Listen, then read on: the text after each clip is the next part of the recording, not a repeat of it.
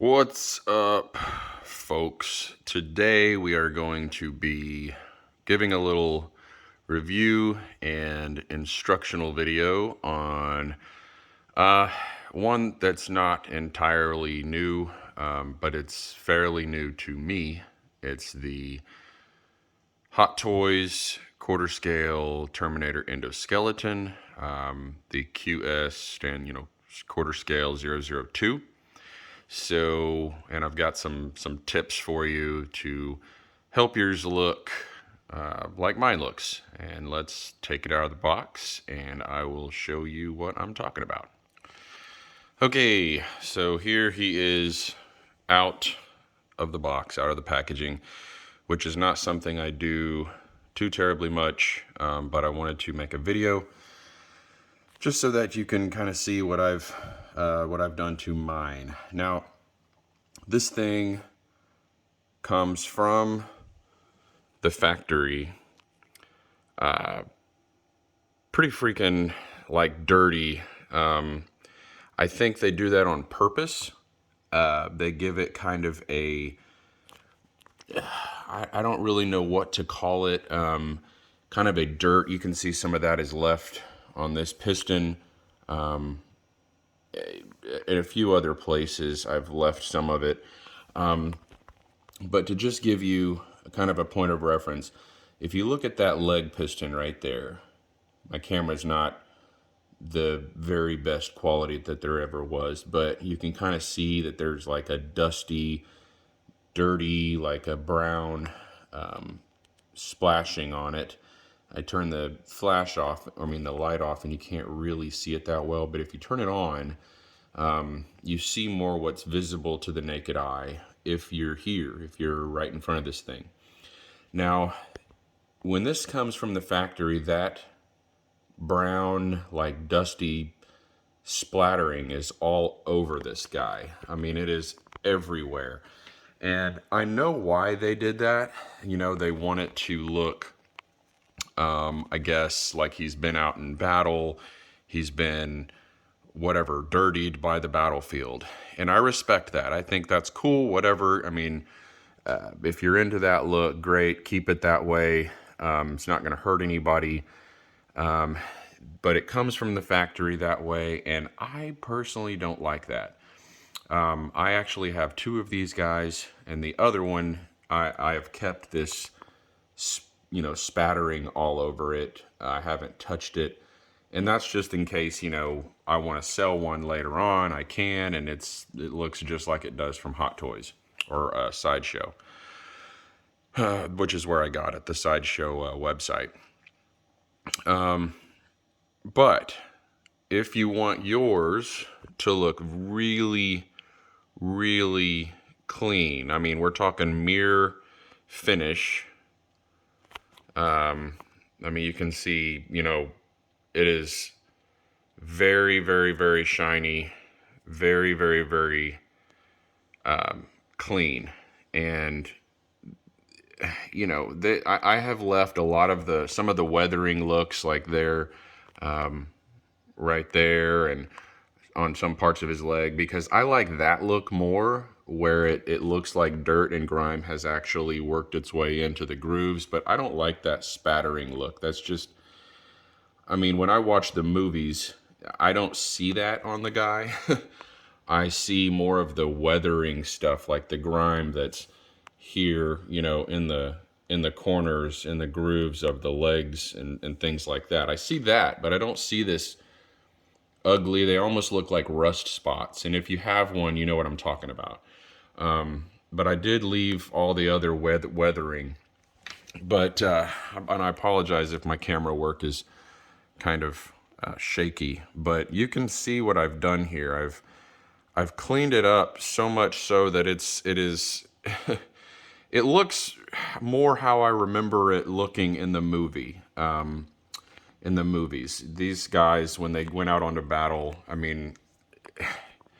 this is obviously a futuristic metal. It's not just your stainless steel, at least in the movie anyway. It was some futuristic metal that was impenetrable. Only the lasers and things like that could get at him. But nothing that we have now supposedly could damage this guy.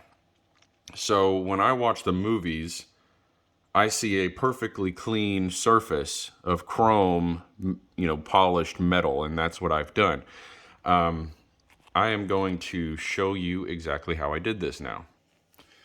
All right, this stuff is called, I guess, semi-chrome polish, and it's just a polishing paste you can get on Amazon. It wasn't very expensive. I think this was like, I don't know, $8 or $9. All you want to do is just get a tiny amount on a Q-tip, and I do mean small amount. I mean, all it takes is like, I don't know, just you'll be able to mess with it. If you decide to do this, you'll see. It's not going to ruin the finish. It's not going to take anything off other than those little brown spats right there, because all those are, I believe, is just a little bit of like brown paint or splattering that they've done, I guess, with a paint gun. And all you want to do is just put a little bit, like I said, on a Q-tip, and then just rub in a circle all over the area that you're doing, and then turn it over, and then rub it all off about 60 seconds later once it's a little bit dry. I didn't do every single spot on this guy. I did quite a bit, but mainly the chest plate, the chest area, because it's very, very visible. It's a lot of surface area, and so it polishes up and comes right off, and the finish doesn't come off or anything like that. I've also doctored up his joints so that he can stand without his actual base stand. You can do that with actually another product. I think it's actually called like action figure joint or something like that. I can show you that if you want to see it. Just comment below, and I'll show you what I did to work into the joints here so that he stands up and doesn't have any issues holding a pose. And a lot of these guys come very, very loose. This guy is extremely tight, and I've done that mostly myself with that action figure joint tube that I think comes from South Korea or something like that, or Vietnam. That's right, it comes from Vietnam. But you can see I've left some of the spattering effect on the back areas, just because, it doesn't bother me so much back here. I don't see it quite as much. But he is extremely shiny, extremely just menacing looking. And it's mainly because of this polish, this semi-chrome. When I have shown people this figure, they just freak out and are like, oh my gosh, that looks just like the movie. And I agree. I really think all the people that bitch and complain about the size of his teeth or the proportions, they're just, I don't know. You're looking for things to bitch and moan about, and it's pathetic, because who else has made something that looks this good? Nobody. I mean, this thing is pretty much perfect. Now, I don't have the gun out to pose him or anything. I'm mainly just showing you how shiny mine is without any of the blemishes and spattering on him. But if you take some time, I mean, it took me, I think, about, I don't know, an hour and a half maybe. Seems like a lot of investment for something like this, but that's about how much time I put into this one. You can really get yours shined up and looking great. And again, some people might be like, oh, that's just dumb. I want mine to look like it does straight from Hot Toys. That's cool. That's your choice. Go for it. You don't even have to watch this video, but what I like about this guy is just how menacing he looks. Just out of the package. I've left some plastic on mine here because I might, you never know. One day I might sell this guy and sell him to somebody that wants one that's completely shiny and doesn't have any of that spatter effect on it. But I've seen a lot of people complain about that. with theirs. A lot of people wondering, does that come from the factory like that? Is it supposed to look like this?